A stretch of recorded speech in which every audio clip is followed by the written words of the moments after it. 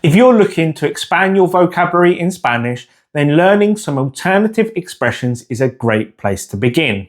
In this video, I'm going to take you through 9 alternatives to the word adiós. By the end of this video, you'll have a handy set of basic expressions that you can start using to make your Spanish sound more natural.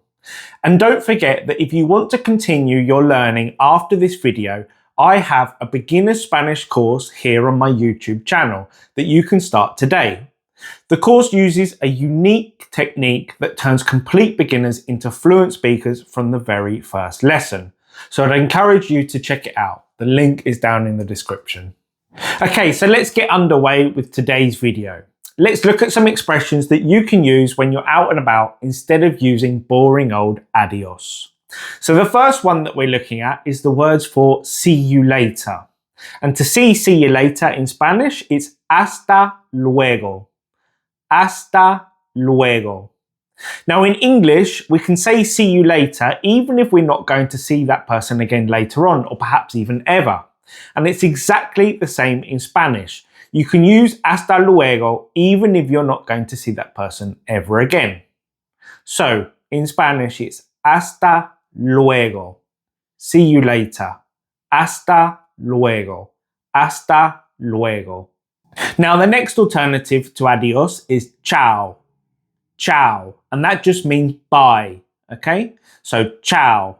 Now the spelling can vary depending on what country you're in. Now most Spanish speaking countries prefer to write it with an O on the end, but you'll also see it written with a U on the end too. Now in Italian, the word ciao is used to both say hello and goodbye. But in Spanish, ciao is only ever used to say goodbye. Now you'll see as we go through this video that a lot of the alternatives we're going to look at pair with the word ciao. You'll see ciao followed by another short phrase to say goodbye. So it's ciao. Ciao. Now the next one means see you, or more naturally, see ya. And in Spanish, that's nos vemos. Nos vemos. Now this literally means we see each other, but it's simply the Spanish way of saying see you. You can use it in pretty much any situation, with family, friends, or work colleagues, or even with people you've just met. And as I said, you can pair it with the word chao too. So you can say chao, nos vemos, chao, nos vemos, chao, nos vemos. Now the next one translates as something like I hope things go well for you. And in Spanish that's que te vaya bien. Que te vaya bien. Now of course saying I hope things go well for you isn't something we would say in English when saying goodbye. But in Spanish it's completely normal. You would use it as a friendly way to wish someone well as you part ways. So it's que te vaya bien. Que te vaya bien.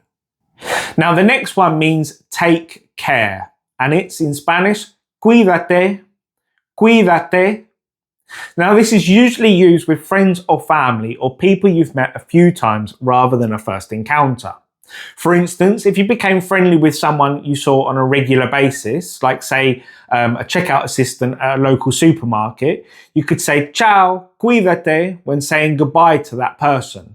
But you definitely wouldn't say it to someone that you've just met for the first time. So in Spanish it's cuídate, cuídate.